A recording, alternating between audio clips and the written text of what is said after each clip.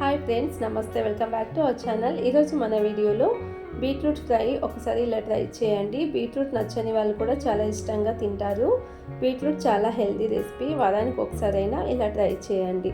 ఈ రెసిపీ ఎలా ప్రిపేర్ చేసుకోవాలో చూద్దాం. ముందుగా స్టవ్ పైన ప్యాన్ పెట్టుకొని 2 స్పూన్ల ఆయిల్ వేసుకుంటున్నాను. అలాగే 1 టీ స్పూన్ మినపప్పు, 1 టీ స్పూన్ శనగపప్పు, అలాగే కొద్దిగా జీలకర్ర, తర్వాత ఆవాలని కూడా వేసుకొని ఇవి లైట్గా కలర్ చేంజ్ అయ్యేంత వరకు ఫ్రై చేసుకోండి. అలాగే ఒక మీడియం సైజ్ ఉల్లిపాయను పొడవుగా కట్ చేసి వేసుకుని ఉల్లిపాయ కొద్దిగా సాఫ్ట్ అయ్యేంత వరకు ఫ్రై చేసుకోండి. తర్వాత 4 పచ్చిమిర్చిని పొడవుగా కట్ చేసి వేసుకుంటున్నాను. అలాగే కొద్దిగా కరివేపాకును కూడా వేసుకుని మీడియం ఫ్లేమ్లోనే ఒక 2 నిమిషాల పాటు మిక్స్ చేసుకుంటూ ఫ్రై చేసుకోండి. తర్వాత 2 చిన్న సైజ్ టమాటోస్ని ఇక్కడ కట్ చేసి వేసుకుంటున్నాను. టమాటో కూడా కొద్దిగా సాఫ్ట్ అయ్యేంత వరకు ఫ్రై చేసుకోండి. టమాటో ఈ విధంగా ఫ్రై అయిన తర్వాత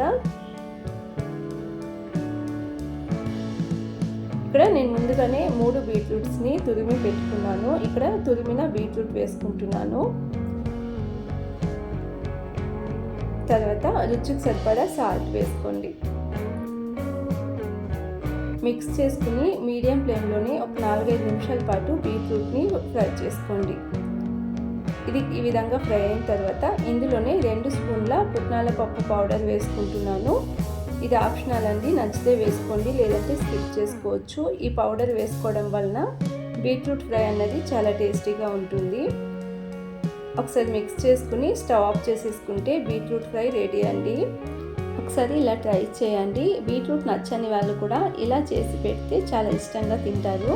చిన్నపిల్లలకైనా చపాతీలోకి ఇస్తే చాలా ఇష్టంగా తింటారు. ఈ రెసిపీ చాలా హెల్దీ కూడా. వారానికి ఒకసారి తప్పకుండా ట్రై చేయాల్సిన రెసిపీ.